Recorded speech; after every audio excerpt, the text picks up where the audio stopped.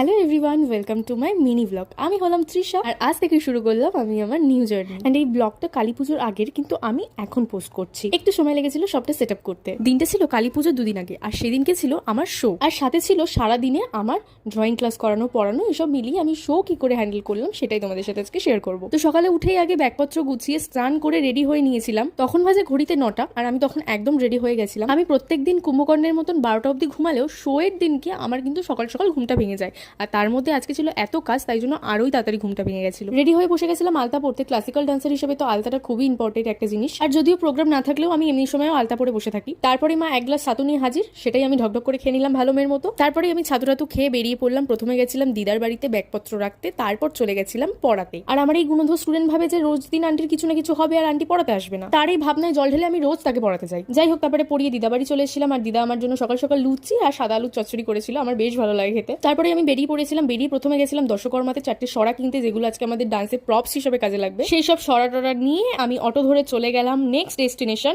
Drawing class করাতে কৌশানীর কাছে। আজকের দিনে দুজনকে ড্রয়িং ক্লাস করানোর থাকলেও একজন আমাকে আজকে ছুটি দিয়েছিল, তাই জন্য আমি একটু রেহাই পেয়েছিলাম। তারপরে কৌশানীর কাছে চলে এসেছিলাম, আর ওইরকম স্মাইল নিয়ে আমাকে প্রত্যেকটা স্যাটারডেতে ওয়েলকাম করে। আজকে ওকে একটা গোলাপ ফুল আঁকাচ্ছিলাম আমি, আর ও খুব মন দিয়ে এঁকেছিল আর খুব সুন্দর এঁকেছিল। কৌশানীকে ক্লাস করেই আমি আবার চলে এসেছিলাম দিদাবাড়িতে লাঞ্চ করতে। আর লাঞ্চে ছিল মুলো দিয়ে ডাল, কচুর শাক আর মাছ ভাজা। খেয়ে উঠতে না উঠতে দাদু এক গাদা ফল নিয়ে হাজির। সেই ফল খেয়ে আমি আবারও বেরিয়ে পড়লাম। এইবার একেবারে যাচ্ছি আমার গুরুমায়ের বাড়িতে আমি রেডি হতে। সকালে কি সুন্দর করে বেরিয়েছিলাম না, পুরো বিধ্বস্ত হয়ে গেলাম দুপুর গড়াতে গড়াতে। তারপর নিজের মেকআপ কমপ্লিট করে বাচ্চাদেরকে একটু হাতে কলকা করে দিচ্ছিলাম। আর প্রত্যেকটা বাচ্চাকে এত মিষ্টি লাগছিল, পুরো নীল কালার করা হয়েছিল প্রত্যেকজনকে, মনে হচ্ছিল কালিমা স্বয়ং এসে দাঁড়িয়ে আছে, একদম ছোট্ট কালিমা। যাই হোক, তারপরে আমরা তো রেডি হয়ে লোকেশনে পৌঁছে গেলাম। গিয়ে দেখলাম সায়ন্তিকা ম্যাম বক্তৃতা দিচ্ছিলেন, আর আমরা সবাই জিভ লাল করে সবাই জিভ দেখাতে ব্যস্ত ছিলাম। আর আমাদের এসব পাগলামোর মধ্যে গুরুমাও কিন্তু অ্যাড ছিল। যাই হোক, আমাদের অনেকগুলো পারফরমেন্স হয়ে যাওয়ার পর আমরা সব লাস্ট পারফরমেন্সের জন্য প্রপস নিয়ে ওয়েট করছিলাম কতক্ষণে আমাদের স্টেজটা দেবে আবার, এবং এটাই ছিল আমাদের লাস্ট পারফরমেন্স। আর পারফরমেন্সটা এত ভালো হয়েছিল, প্রত্যেকে স্টেজ থেকে নামতে নামতে সবাই চেকে ধরেছিল, যে বলছিল যে খুব ভালো হয়েছে, খুব সুন্দর হয়েছে।